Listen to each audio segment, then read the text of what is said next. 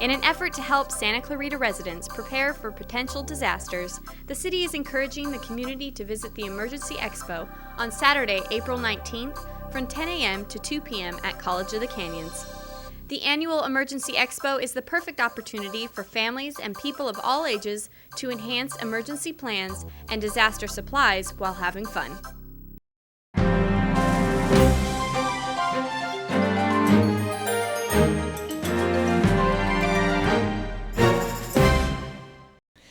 Very good. Excellent. Anything else? Yes, let me go back to Commissioner Hardy. Yeah, I'm glad you brought that up, Rick, because, when I mentioned, the kids using the center, that's basically what's going on in Newhall. But in Newhall, we also have the senior center.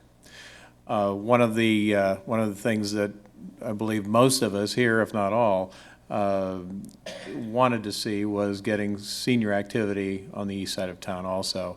And if this building that you're planning on, or that you're looking at doing, can handle both, that would be an ideal thing. And again, as far as parking is concerned, that if you have senior programs at this building, that would definitely impose a great parking need on you, because anytime you go to the senior center at any time of the day, the lot's full, because people use it all day and half the night. So I would really like to see it in some place that can accommodate that kind of traffic and have the type of programs that you're talking about, and getting together with the senior center and our board and figuring out what we can do about getting that done.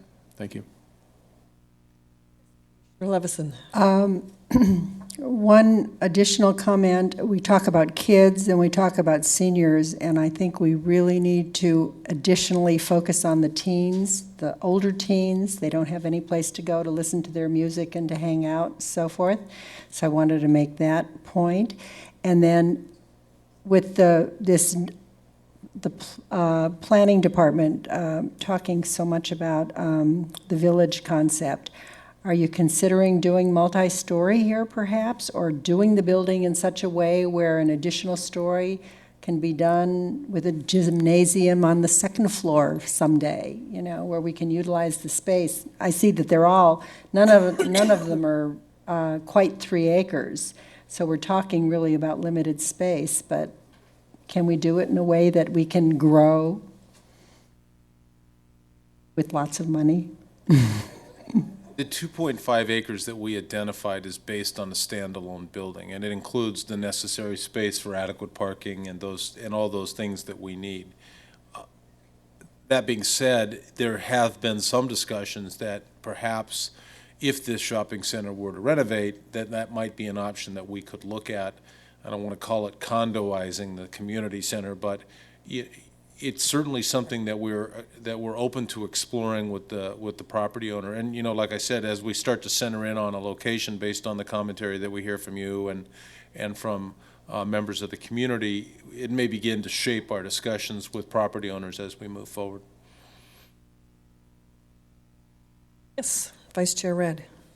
There's been some talk of putting a sheriff's substation in Canyon Country. Are we considering doing a similar thing like we do in Newhall, a place for a substation to be located inside the community center or adjacent to? Without getting into details, there are serious discussions ongoing about how to do that. And our initial planning function when we went through our internal charrette included a substantially larger area in this building for the sheriff. Whether that comes to fruition is hard for me to tell you at this point, because obviously the Los Angeles County Sheriff is not the city of Santa Clarita, but it is something that is definitely on the radar of both the city and the Sheriff's Department. Lastly, Rick, when you went out and did your tours at different cities, what were you learning about the siting? What were you learning about where the locations were and why they chose to put what they put there?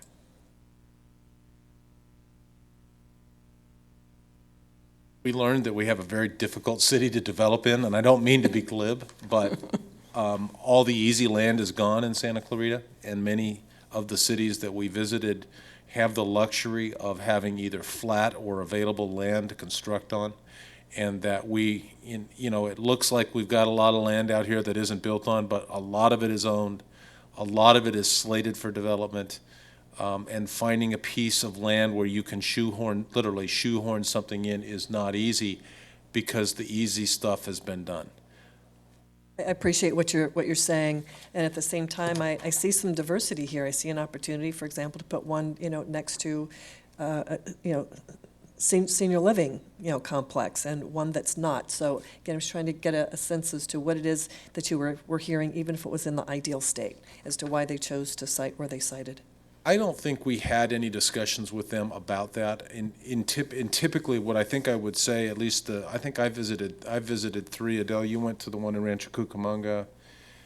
They either had the land already, which saved them the land costs, or they didn't explain to us their decision-making process on why they cited it there.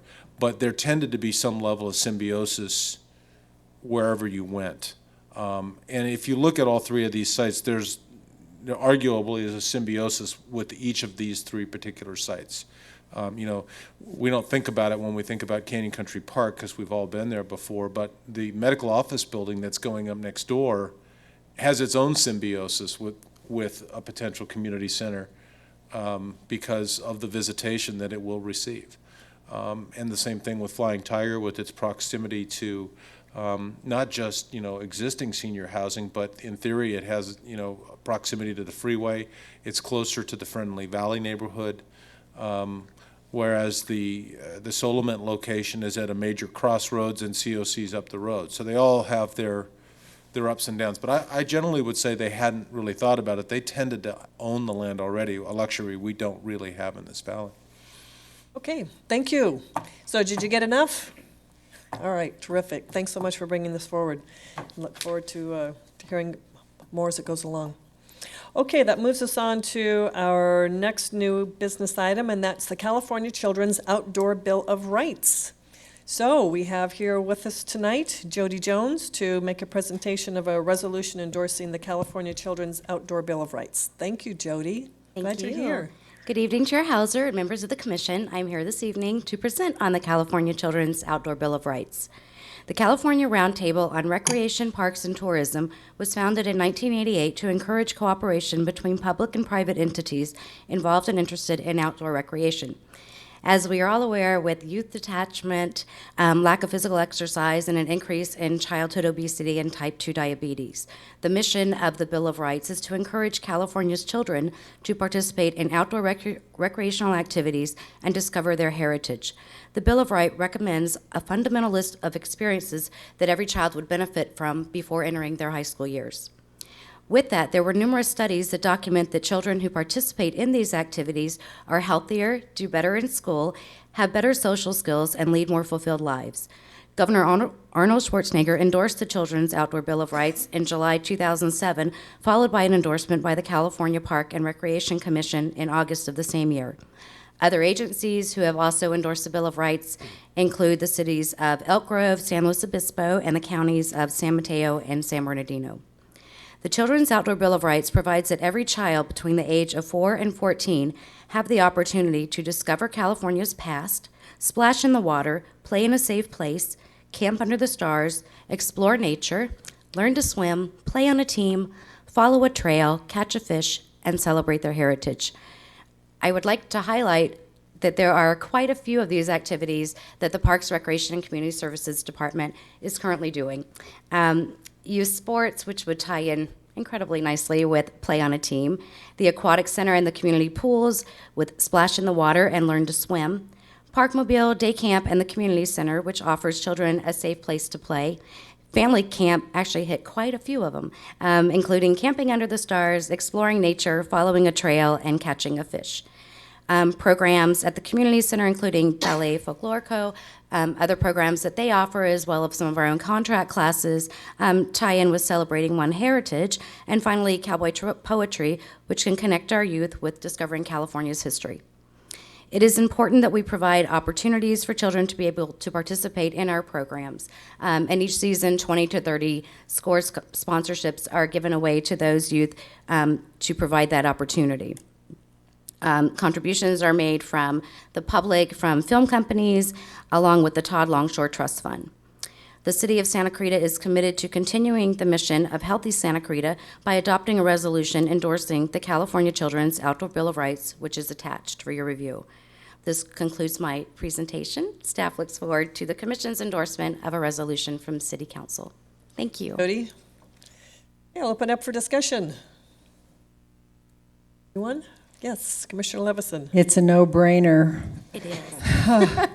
I wish we could partner with the school districts. I mean, my kids grew up where it was a directive to go out on the playground and get exercise and do these things, and I just think it's awful that our kids spend all their time on the computer now playing computer games and don't get this activity in school. So, here, I think it's a great idea. Yes, anything else, Commissioner Hardy? I looked at that list of 10 items there, and I had to admit that during my childhood, I did every single one of them except number one. I didn't become a history nut until I moved here. Until you became a nut. Until I became a nut, yeah. But when I was a kid, fishing was my favorite, hiking trails, I mean, you name it. And that's what my parents did with my sister and I. Every summer we'd go someplace, we'd do that sort of stuff, play on a team, whatever it may be. In today's society where we've got so many people, parents that are working, both mom and dad, it makes it very difficult quite often, to offer the children all these different things to do and make sure that they experience them. So absolutely, go for it. Great. Vice Chair Red, anything to add? Yeah, just wondering if it'd be feasible to add this document as a reference document to our master plan.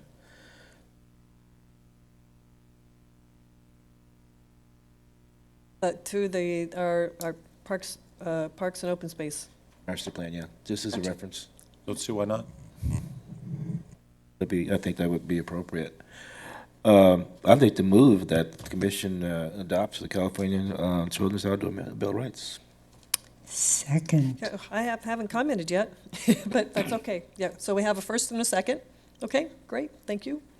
And would you like for that motion to include adding this to our Parks and Recreation Master Plan? Yes, I would. Okay, and you Sure. would second with that? Yes. Great. I also am excited about this. I think it's fabulous. And I'm wondering, with the Discover California's Past, if they're talking about schools, is there something else that we can do with the schools to encourage them to do more about helping them discover, California's past and certainly Santa Clarita's past. And I also wonder if there's, I wonder what the Historic Society is doing with kids as it relates to discovering California's past and specific Santa Clarita. Well, in third grade here in Santa Clarita, that's local history year, and we get the children from practically every school in town coming through the Historical Society as well as Mentryville and a number of the other historical sites here. So it's quite well put forward. Great, so you feel that that's working really well. Absolutely. Anything else that we can do that you can think of? On your wish list for kids? I could probably come up with a whole list of things, but yes. All right, terrific. All right, great. Well, we have a first, we have a second. So we'll go ahead and take roll call. Commissioner Ender? Commissioner Hardy? Yes. Commissioner Levison? Yes. Commissioner Red? Yes. Chair Hauser? Yes. Thank you so much, Jody. Thank you. All right, terrific. All right, this moves us to our park project status report. Thank you, Chair Hauser. Both Tom and I are available to comment tonight. I just would like to call your attention to the first project listed, the Sports Complex Phase 4 design. As you know, there has been considerable discussion over the last couple months about the closure of the existing skate park in preparation for the construction of the new skate park. And since our last meeting, a community meeting was held that Commissioner Hardy was able to attend. And subsequent to that, the City Council took action at its last meeting to authorize staff to go to bid to obtain bids to begin the construction process for Phase 4 of the sports complex. As part of that motion, the City Council authorized staff to spend up to $150,000 to work with the skating community to develop a temporary skate park alternative during the closure period, which is estimated to be about 6 months. We're still not positive of what those actual dates will be, and will it be shorter than that or slightly longer than that, but our best guess at this point is that sometime in mid-August to mid-September, the existing skate park will close, a temporary skate location will open, and sometime in February or March of '09, we hope to open the new skate park while the remaining portions of Phase 4 continue through the construction process. If you have detailed questions, we'd be happy to answer them, but I just wanted to let you know that we've worked closely with the skating community. We think we have a path to follow, and more will be known as we work down that trail. Thank you for the update. Staff has done a really great job of helping pull all that together. Questions or comments about the park project status report? Yes. Well, again, as Rick mentioned, I was at that meeting, and there seemed to be a lot of positive energy in the room. A lot of things were discussed, including the temporary lot to put something up, and the folks there from the skating community did seem to want to come together and get this done so that, they do have something to do while the current park is closed. And I think that they are going to be relatively pleased with what's going to occur. A number of them certainly want to be on the planning of putting the new temporary park together, so I think it'll work out well. Thank you. I do have a question about the Lost Canyon River Park Trailhead, one that I asked off and on as the years have gone by. As we know that this is something that's been planned for Canyon Country for many, many, many years, and as we have a development, the Canyon Vista Ranch development that is adjacent to that, we're looking at, what are some opportunities there to help make the best planned project over there, and how does that relate to us having the park over there, including the trailhead. So I'm noticing under the project status, I could just use some help understanding where we are in the process. Under the first bullet point, it says that the scope of the annexation area has changed due to the Vista Canyon Ranch development, and the timeline for completion has been extended to accommodate the larger project. And then the very last bullet down at the bottom is construction plans have been completed and were submitted to Caltrans in the Los Angeles County in mid-March. So I know that the things that aren't bolded are things that have been done in the past, and that this particular bullet item that is bolded around construction plans have been submitted to Caltrans in Los Angeles County in mid-March. Now, where are we with all of this? Okay, Chair Hauser, Tom Riley, Park Development Administrator. I think I can elaborate on that a little bit. This project has been moving on 2 or even 3 tracks, if you will. The first track, the bullet at the top, is talking about the coordination with the Vista Canyon Ranch development. At that, early on, when that project came into being, we said, we should probably scale this project out of the way of that future project, our city grant-funded project. So that's the second track, is a grant we have for a little over $200,000 to build something there. Right, which we extended the grant so that we didn't lose it. We extended the grant so we didn't lose it, and that is the subject of the plans that we have completed. We spent, I don't know, $40,000 or so on plans to do that limited development, so that we Which limited development? the city grant-funded project. We'll call it the $200,000 project, if you will. To keep that one moving, independent from Vista Canyon Ranch, and to spend our money by 2010, we've submitted plans to Caltrans, which owns part of the property, and to the County Public Works Department, which owns the road. Since it's unincorporated territory, we go to the county. And that's what we've submitted. And wrapped up in that is an environmental permit, which will just be an exemption that Caltrans and the county will both honor, our planning department will honor, because we're really doing, a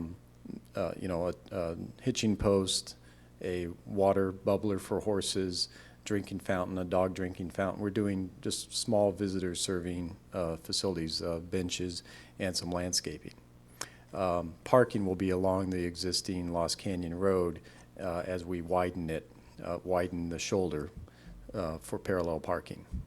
So that's the project that we have and we're moving ahead with. And it is independent from, it will be, if Vista Canyon Ranch comes in 2 years or whenever, there would be just minor modifications of what we have. But at that time, I think as Rick has explained over past meetings, we would get a bridge crossing, probably additional trailhead improvements, and other Vista Canyon Ranch improvements. So as I understand it, thank you, Tom, this is helping me understand. As I understand it, then, one track that you're going down is the original track, using the grant money to move forward with plans. Is that correct? That's right. The only thing that I'm hearing different than what has been talked about in past years is that parking wasn't just going to be along parallel parking, that we were looking at, we have 40 acres here, and we talked about having a park, we talked about having a trailhead, which also means having parking there. So the trailhead and the park was going to be multi-use, it was going to be more passive, it was going to include equestrian. That's what we've always talked about. So I'm real concerned that plans have been put in that it's just going to be parallel parking, because that doesn't really work if we're using this, as a trailhead multi-use to include for equestrians. That doesn't work. So can you help fill me in on that?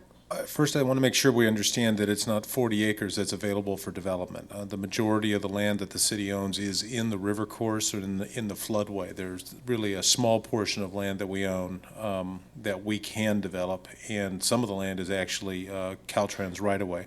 There's also an existing easement for Lost Canyon Road, where the underpass comes underneath from Soledad Canyon, that bifurcates the property that we have. So it's a constrained piece of property. Our initial concept, long before Vista Canyon Ranch came along, was to have, as you describe, a parking lot, a restroom, and some other visitor-serving amenities on the land that we could develop. Vista Canyon Ranch's footprint for their development proposes to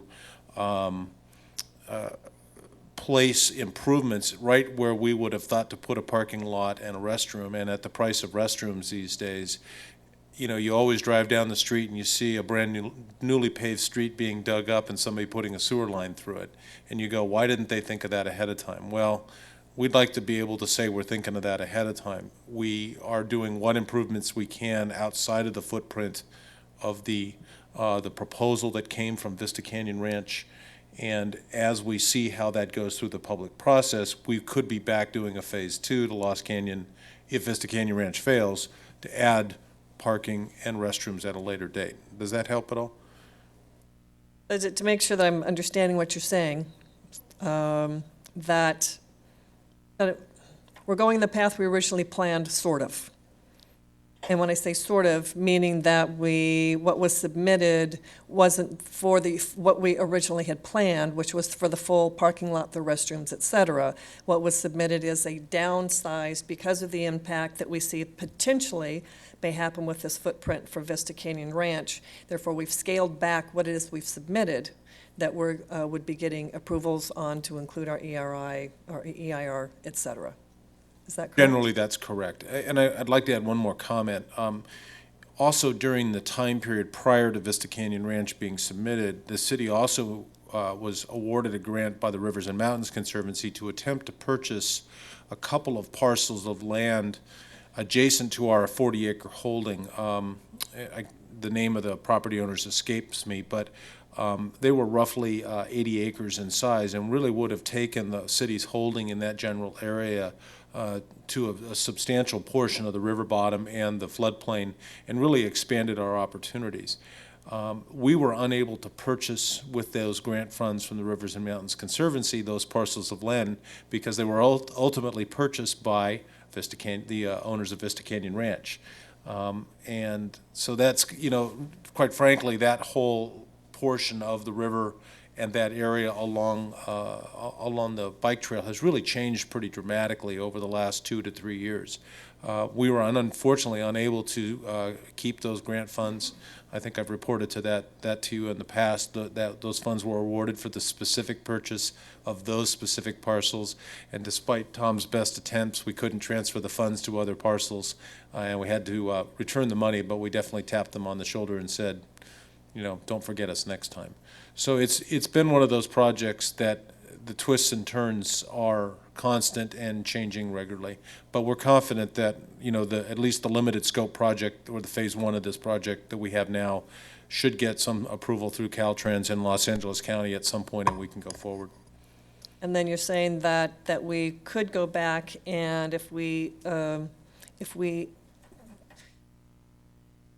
trying to figure out where we are with Vista Canyon Ranch as it relates to this. I'm trying to figure out what are people in Canyon Country going to be giving up as it relates to this particular parcel if Vista Canyon Ranch goes forward. So that's one. If it doesn't go forward, looking at the downturn in the economy, it sounds as though, which I'm hopeful about, that you're saying that we can still move forward to expand on that and continue forward with the original plan, which is having that passive park that's there. So I'm trying to remember, was it 5 acres or whatever it was? It's going to be a passive park with the parking with the restroom. So kind of 2 parts there. So the second part then is about, do we still have the capability, if Vista Canyon Ranch, if we don't do anything with that we can still move forward with that, with our grant monies that we have, et cetera, and we can still have that vision forward. To the second part of your question, the answer is yes. The second part of the vision we can accomplish. The first part of the question, it's really hard for me to answer. Vista Canyon Ranch is yet to go before the Planning Commission. I haven't seen the final submittal. I can tell you that the developers of Vista Canyon Ranch understand the sensitivity of our parcel there and our intent to have an expanded trailhead. They also understand that the Canyon Country community has high expectations should the project go forward. And, frankly, it's our responsibility to make sure that the public benefit is protected in that development. So we'll be looking at significant enhancements to that location should that project go forward, probably far beyond what we were able to achieve through this project. I'm sure that staff will ensure that with those significant enhancements that it includes, as we're talking about parks, we're talking about restroom, we're talking about trailheads, we're talking about passive space, that we're going to still at least have, even if it's not in that same exact location, but very close within that same general area, that we're still going to be having those amenities, or it will be enhanced. Yes. Thank you. Yes, Commissioner Levison. I'm confused. And since this was, much of this was before my time on the commission, does that mean that the original scope and plan was for more than the city owned? No. We have an ownership of approximately 40 acres in that area, and we had planned to develop essentially a trailhead style park. Right. At the terminus of the existing bike trail, and someday the bike trail will be extended, obviously, but it was a river park, for lack of a better term, Right. which was consistent with our river park plan that was developed in 1991. And it's been dropped because of potential development that's going to butt up against it, is that? That's where I'm confused. That's correct. And first of all, it hasn't been dropped. It has been modified or scaled back until we see what the development will do. And secondly, I wouldn't say butted up against, I'd say placed on top of. Okay. Okay. What's the timing of the grant monies that we still have left, so that in the event that the Vista Canyon Ranch project isn't moving forward because of the economies, what's our timing in terms of needing and wanting to be able to submit those plans to go with the original plan? We have to encumber those funds by the end of 2010. I believe Vista Canyon Ranch will come before the Planning Commission in 2009. So currently, our timeline is sufficient for us to be able to work both sides of the street. Thanks, that gives me comfort. Thank you, Rick. Did you have something else? Yeah, one question. I haven't noticed anything on Discovery Park lately. And is there any update on that? And the reason why I'm asking is because I know members of the Santa Clarita Casting Club is chomping at the bit to find out where it is, because they like to have some place to fish or practice. There's currently no change on Discovery Park at this time. As you know, we have a grant application into the state of California for a potential Phase 1 development there. I am not optimistic on that grant proposal at this point. So, you know, it's a park like many of our projects awaiting funds. Okay, that moves us on to quarterly reports. Any questions? Questions, comments? Again, quarterly report, it's terrific. I think it's a wonderful management tool. I think it's a great tool for highlighting what it is that's gotten done for this last quarter. It's amazing. I would encourage anyone who's not read it to read it. It's just an outstanding report and reflection of the wonderful things that gets done here in Parks, Recreation, and Community Services. So well done. Okay, that moves us to staff comments. Well, as you know, unfortunately, this tends to be my calendar reminder section, but I actually do have one item of business to talk about, but let me do the calendar and get that out of the way. The Old Town Newhall Farmers Markets are going to set to begin on Thursday, April 10th, and it'll be on Market Street from 3 to 7 p.m. We have a new sponsor that's helping us with the farmers market this year. That's Whole Foods, and so we're hopeful that their energy and our energy can really bring the farmers market in Old Town Newhall to a different place than it may have been in the past. Just a reminder, next Tuesday is sort of a big day here in the city. You might want to think about voting. The Absentee ballots already in. Yeah. No kidding.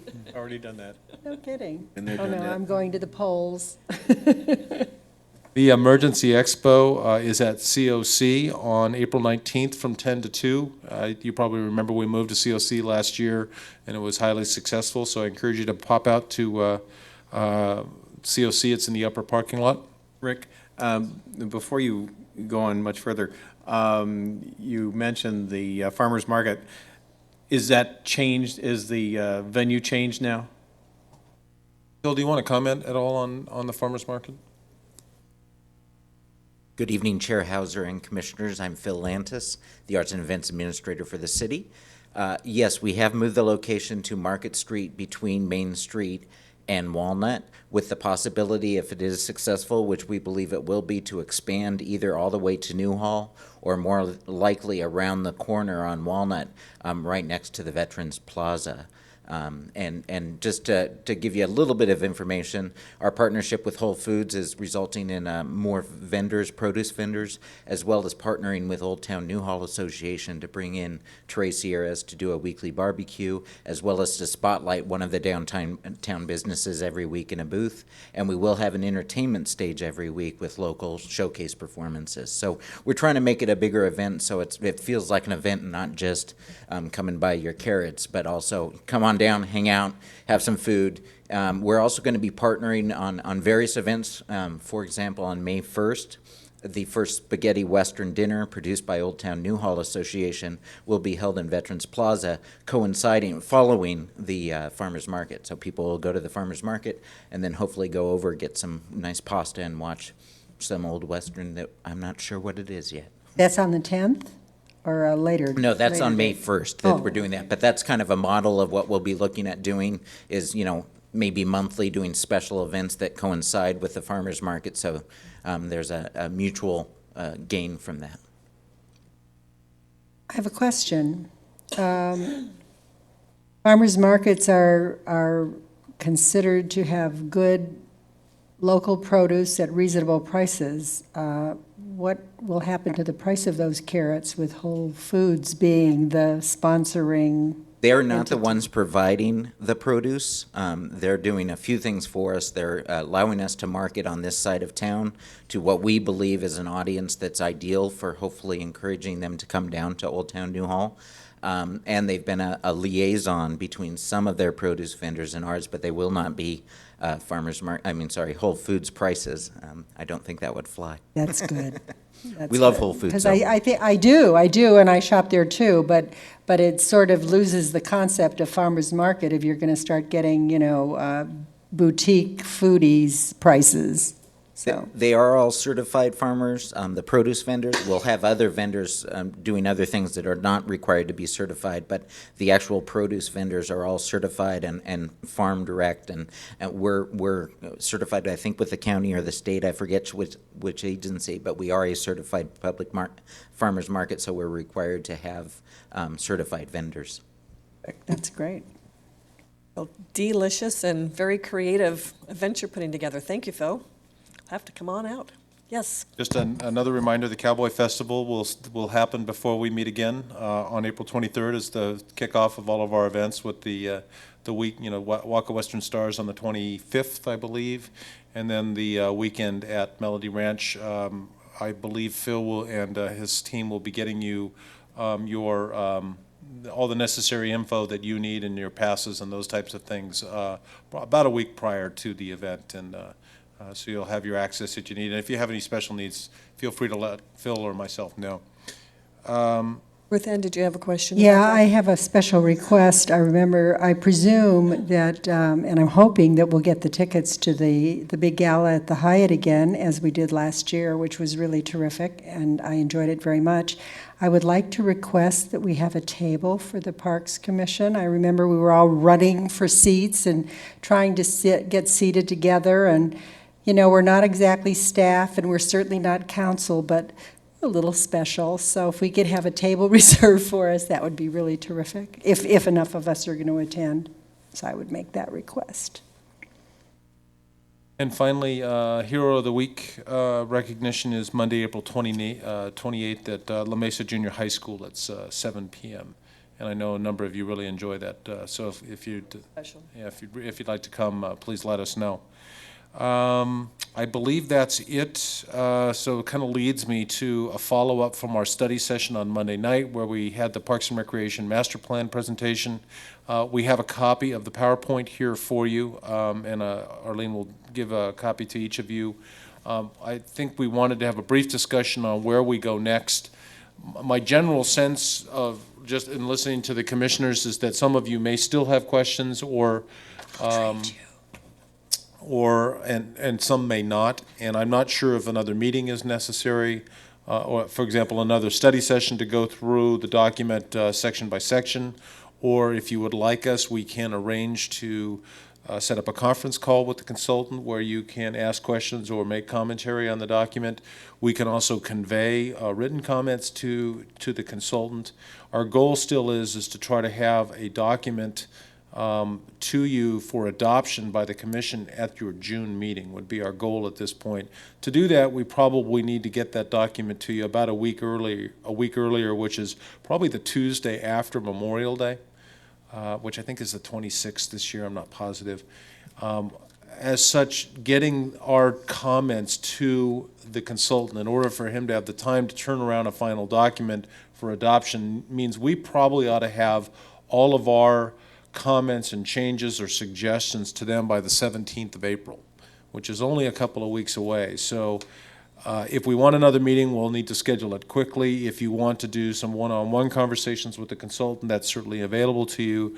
But I really didn't get a sense from the commission one way or the other night. I didn't sense another meeting was in the works, but it's certainly possible. Thank you, Rick. So just tracking this timeline, in order for us to have a discussion at our commission meeting in May, right, then June. We would want to get comments to the consultants so they can work on the final draft by the 17th of April. It's going to take them approximately a month for them to prepare a final draft for your review and adoption in June. Now, remember, you don't have to adopt it in June. You could look at it in June, go, I'm not ready, and wait till July. But if we're trying to get it into a final phase, they need 3 to 4 weeks of intensive time to get that final draft together. From the time that they receive all of our final comments as a commission, before then, it goes to city council? No. No? They need roughly a month from your final comments coming out of the study session the other night. They need roughly a month to prepare a final draft. That final draft would then come to you for review prior to your June commission meeting. Coming out of your June commission meeting, if there were changes, we would probably schedule the adoption by city council for their July council meeting. So that would give the consultant a couple more weeks to make the changes, and then we need lead time to get to the council, et cetera. So that's the tentative schedule we have in the back of our mind at the moment. And I was tentatively thinking that in May, we could have, because we haven't had a discussion as a commission yet. We've gotten information, we've kind of clarified some stuff. We got a PowerPoint, but we haven't had a conversation yet as a commission for then, from out of that then, to do any final revisions to then come back to us so that we can say, yep, we're good to go, so that it goes to council. My wishes and my hopes, very sincerely, and I'm hoping that everyone's willing to work with this, that at the very latest, this goes to council in July. As you know, they're dark in August, and, we budgeted this 2 years ago, so we just need to move forward. So I'm confident that with all of us getting on the same page and working with the consultant, that we can make this happen. My only concern is out of what I was hearing you lay out, Rick, is that there is an opportunity for us to have a conversation as a commission. What I'm hearing is that, we'll provide individual comments to the consultant, and then it comes to us to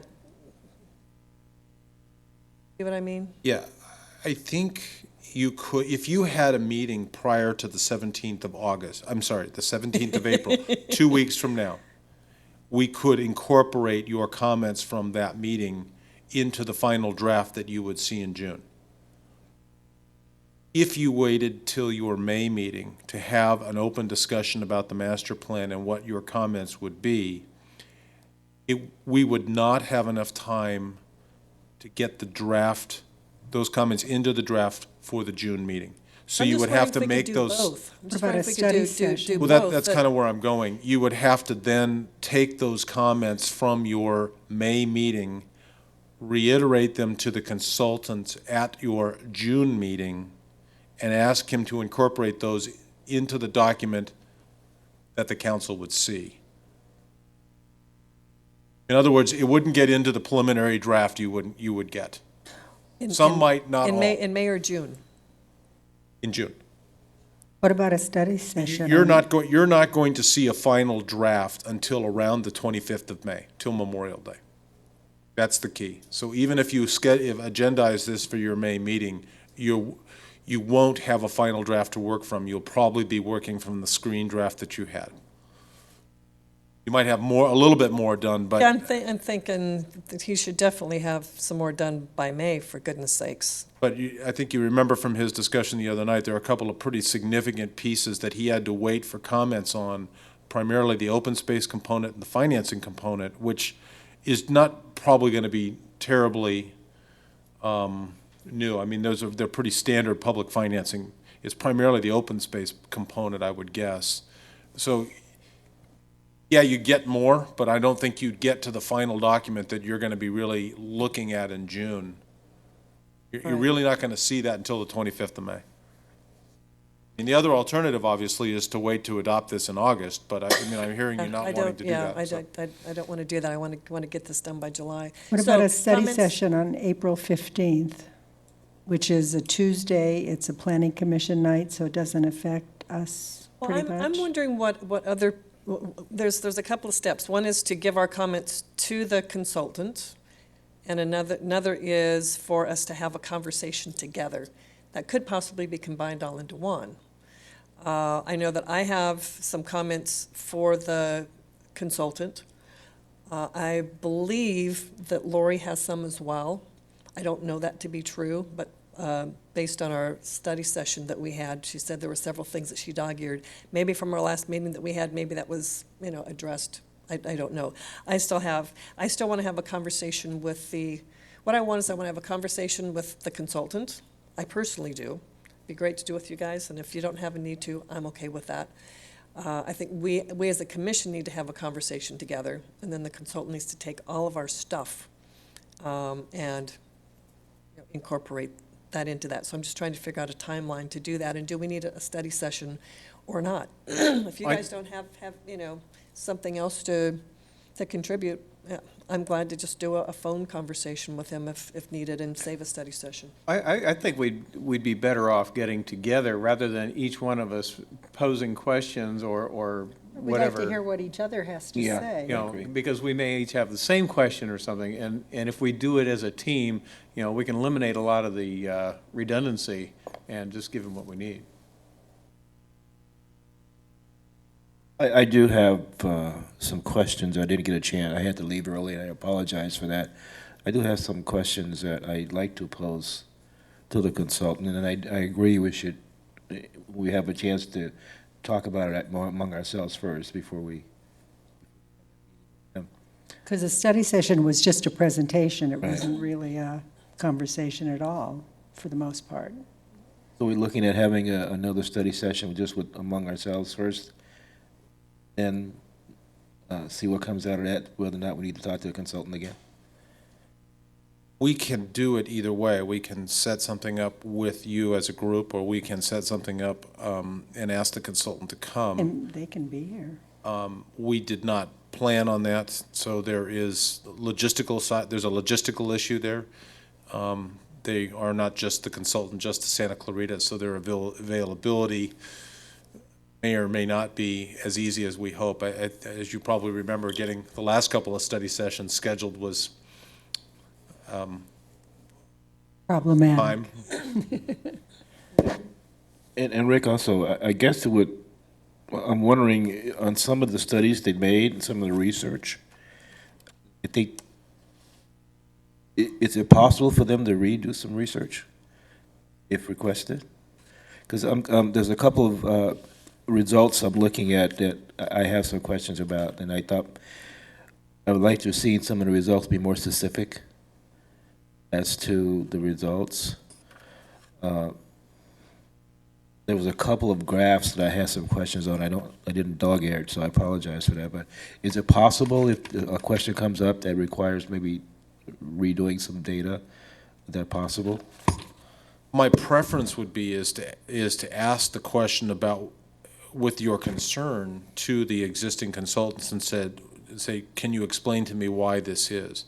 To go back and do the survey over again would require reformatting the entire process, because while the questions are not linked, they do what is called cross-tabbing.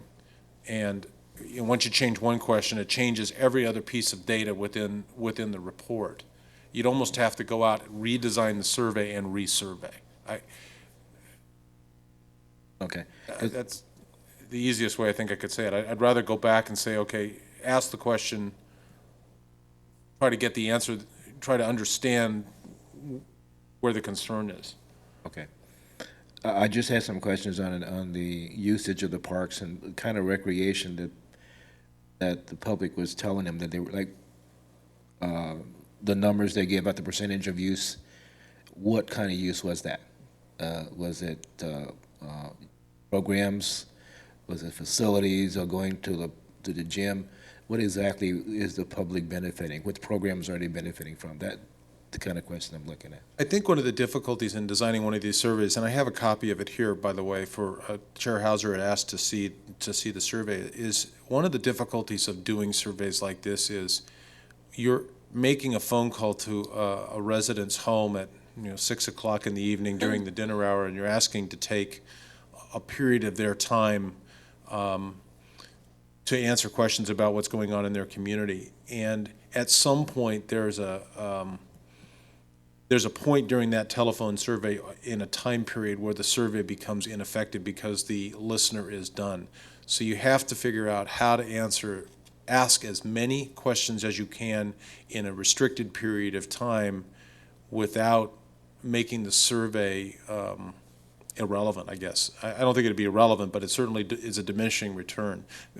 I know how I react when I just get a telemarketer on the phone, and so just getting past that, would you be willing to take the survey is the hardest part. And so when you design these surveys, you'd love to ask 500 questions, but the pollsters will tell you if you get past 27 or 28 questions or whatever that magic number is, you're wasting your time. And I think when this survey was designed, it was done with that in mind. And if I remember, Elena, we had probably 15 more questions we wanted to ask, but they kept telling us, no, no, no, you're pushing the envelope, you're going too far. But the beauty of statistical analysis like this, by the same token, is by crosstabbing and comparing the same question asked 5 different ways and in randomized order. That's how you get to the margin of error, so you have some level of confidence in it.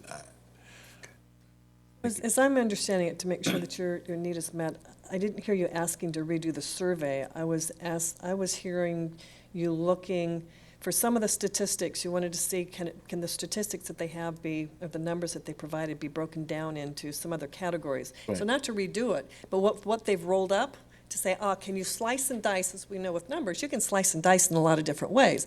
You're just looking for a couple of things to be sliced and diced in some different ways. But yeah, and that Sounds data. pretty simple. And that data may be available and probably not provided, so. Yeah, that's what I'm suggesting, is if you can formulate your questions, let us pose them, or let you pose them directly to the consultant. Let's see if they can answer the question to your satisfaction first, before we go back and redesign. Yeah, you're not asking to redesign, right? Just to be clear, okay. All right. Okay, anyone else? All right, so what do you, yes, no? Elena?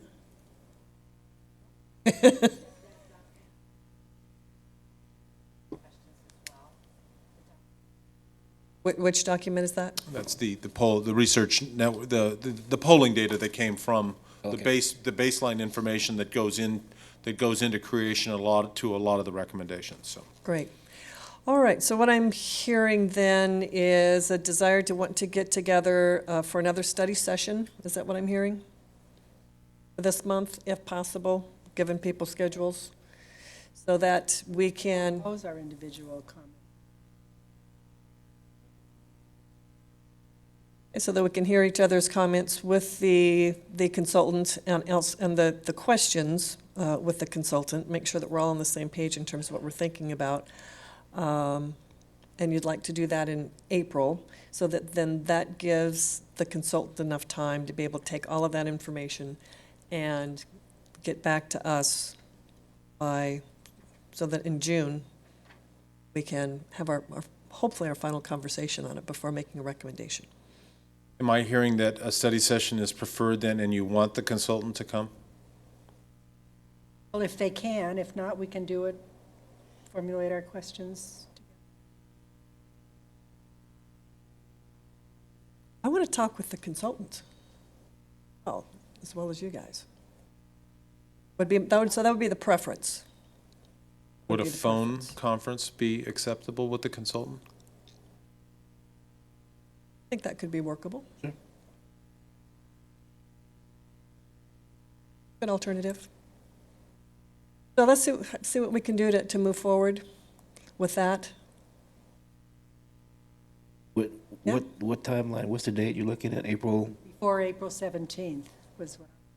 make it after April 13th? Yeah, I mean, we probably can make it the 18th or the 19th too. I mean, depending on how we do it. But yeah, I mean, that we asked the consultant, when do you need it by? He said the 17th, so. All right, so somewhere as close as possible in there. So all of the fun of scheduling, Arlene. Thank you. Okay. All right, terrific. We'll move forward. Thank you. Anything else? Yes, I do have a comment. It's great to have this award, and I gotta tell you, I was very honored to be with Chair Hauser and Jody to receive it that night. That was really exciting for me, I know. And Jody, you were so gracious all evening, and I do appreciate you being there and helping us out as we got lost getting there. So,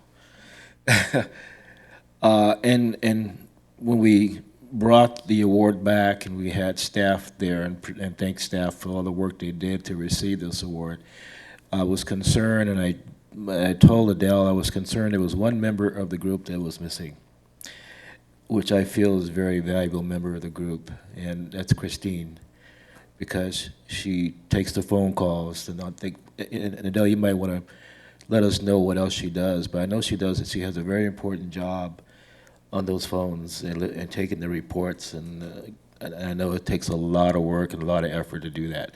So I don't want to exclude her from a thank you from the commission, and I'd like the commission to join me in thanking Christine for the job she does every day on the phones, taking those messages, and I think she also takes the data and does the data too. In addition to doing that, she also she goes out and looks at the walls herself. When she's coming to work, she knows that she looks for the graffiti and comes back and the science work to do it. So I definitely want her to know that her work is definitely appreciated by the commission. Well, let's all give her a wave and say, thank you, Christine. All right. Anything else? Good. All right. And this meeting is adjourned. Thank you, everyone.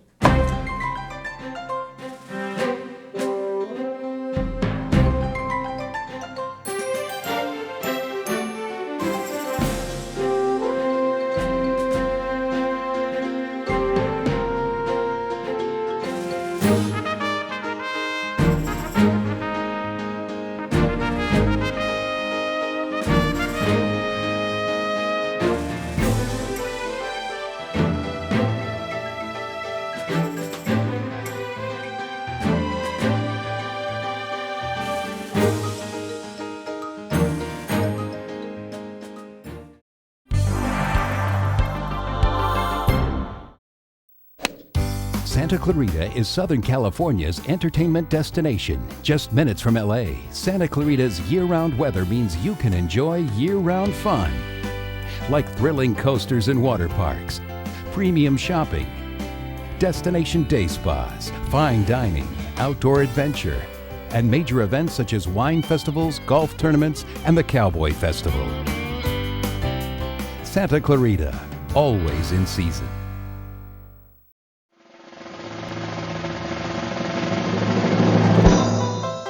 What comes to mind when you think of Stevenson Ranch? Brand new community? Upscale homes? What about oil? Not really? Drive down Pico Canyon Road just past Stevenson Ranch and you'll come to a state park at the end of the road. That's Mentryville. Today it's a ghost town with a big old house, a few other buildings, and not much more than some wonderful scenery. But turn back the clock and you'll come to a time when Mentryville teemed with oil workers and flowed with black gold.